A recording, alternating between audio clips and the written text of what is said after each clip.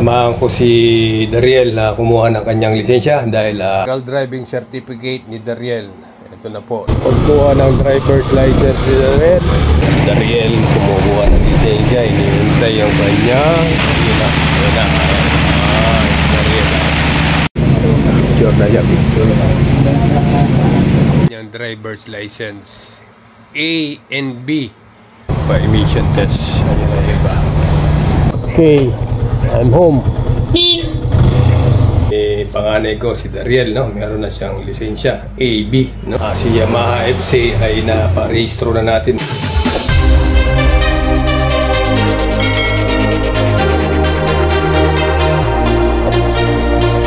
Good day mga lodi. Today's video ay sasamahan ko si Dariel na kumuha ng kanyang lisensya dahil nakagraduate na siya sa kanyang PDC. So meron na siyang certificate, no, ng PDC. Pwede na siyang kumuha ng driver's license. So samahan niya ako sa LTO para kumuha ng driver's license siya. At ipaparehistro ko na rin si Yamaha FC. So let's go mga lodi, samahan niyo ako. Okay mga lodi, nandito kami sa driving school.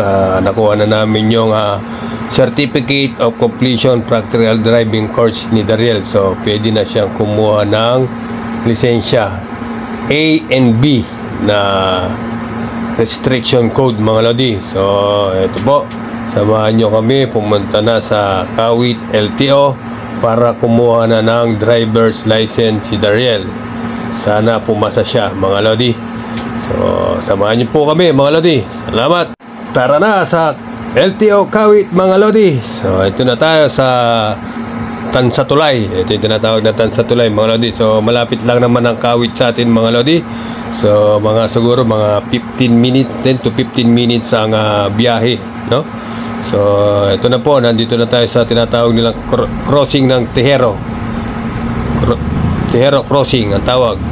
Pagkatapos nito, ito na po yung Robinson mga lodi. Mga Robinson, yan po yung Robinson na General Trias. So ito na po yung Bacau Highway mga lodi.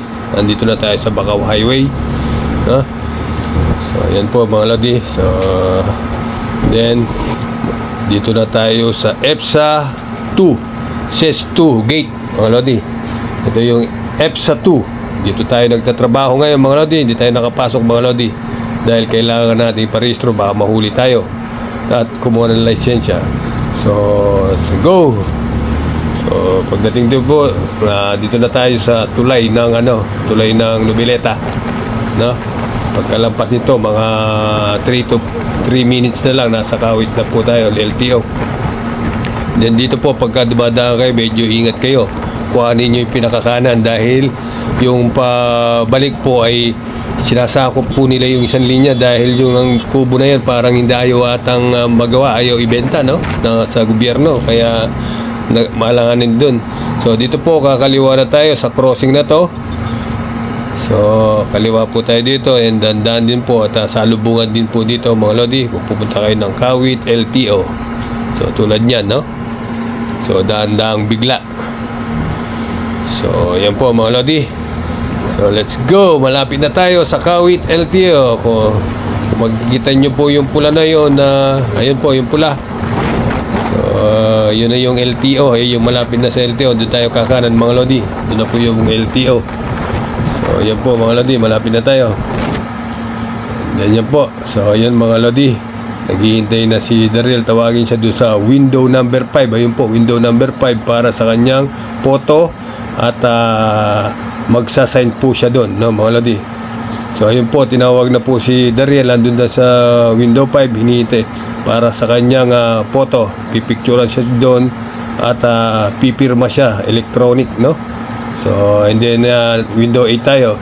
So ayun po, natawag na siya sa window 8 para sa capturing ng kanyang driver's license card. Sa card na po yan mga lodi, driver's license card na po yan. So capturing and then signature para dun sa driver's license card mga lodi. So mabilis po ang trabaho dito sa LTO Kawit, no? So hindi kayo mainip. Nag-start po kami ng 9, no? 9:30, ngayon mga 11:30 pa lang mga lodi. So makukuha na yung kanyang license card. So ayan, thumb mark na lang siya mga lodi. Hindi ko alam kung ano ginagawa niya mga lodi.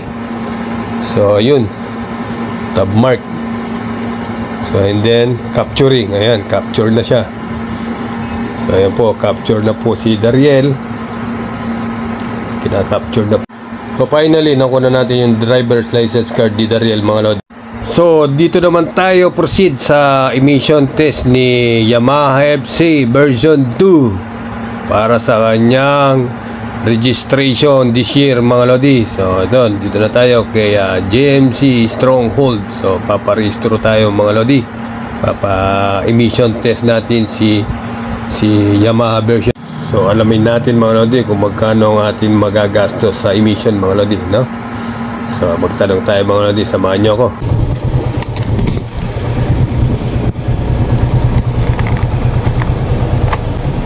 Paparehistro. Yun na eh. Yun yung pinaka ano na eh. Napakalabo po ka, sir. Wala pa yung original na CR ko. Verify na lang po kay LTO, sir. Hindi pwede. Pa-verify po muna kay LTO, yan. Pupunta pa kay... Window F. Matagal ba yan? Saglit lang po yun. Saka wala naman pong bayad yun. Saan yan? Saan? Sa LTO. LTO. Dito po. Hindi pwedeng yung Xerox ko na lang yung original na ano nito, yung sa punta ko sa kasa, kasi yung original nito nasa ano pa eh. Diyan na lang po, sir, para mas mabilis kayo. LTO na lang po. Saan doon kaya? Window F. Window F.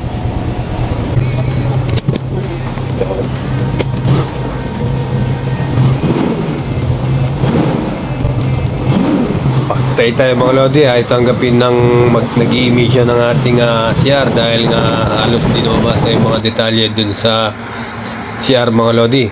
So pinapa-verify dito sa LTO dahil yung original na CR nito mga lodi ay nasa kasa. So 2016 pa tong Xerox ko ng CR, kaya durog-durog na. So kailangan daw i-verify dito sa LTO. So ganun pa man mga lodi. So pagkatapos natin magparehistro ay didiretso ako kay Yamaha para kumuha ng panibagong Xerox ng CR para hindi na tayo magkabirya next year. So kung mapapansin nyo naman mga lodi, yung mga picture ay mga video clips na ni Dariel ay kulang-kulang dahil di tayo pinapayagan dito sa LTO, yung mga staff ng LTO tulad nung actual driving mga lodi. Hindi pinagbabawalan ako mag-video mga lodi. So bawal pala mag-video dito sa LTO, no? So yun po, kaya maraming mga video clips na hindi ko na ilagay ay na kuhanan dito sa pagkuha ng lisensya ni Dariel. Ganon din po itong pagpaparehistro mga lodi. Doon lang tayo sa emission nakapag-video. Nakalimutan ko pang i-video habang siya ini-emission mga lodi. So bawi-bawi na lang next time mga lodi. So nandito na tayo sa LTO, yung kulay blue na building na yan, doon po tayo pupunta mga lodi. Doon kasi yung registration ng mga vehicle. So samahan niyo po ako mga lodi sa shoutout sa LTO. Napakabilis ng kanilang mga trabaho, no? Ang bilis nung driver's license si Dariel mga lodi. Salamat LTO. Naway tuloy-tuloy nyo lang yung maayos na paglilingkod sa bayan mga lodi. Salamat sa mga lodi. Tapos na tayo magpa-emission test. Ayan na iba.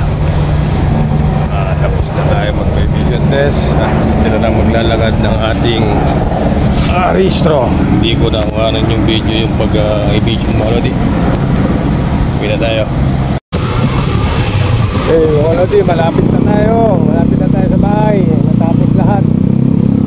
Tapos lisensya ni Dariel, rehistro ni Yamaha FC. So time check siguro mga 1 o'clock na. Tom goods na, Tom goods.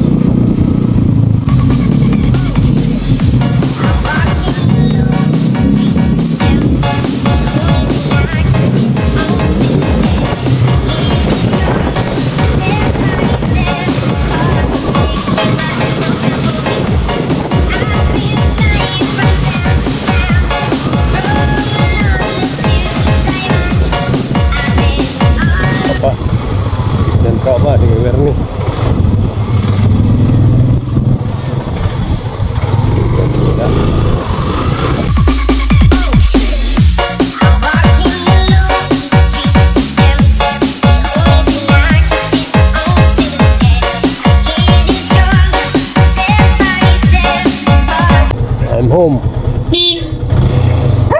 si Exodus.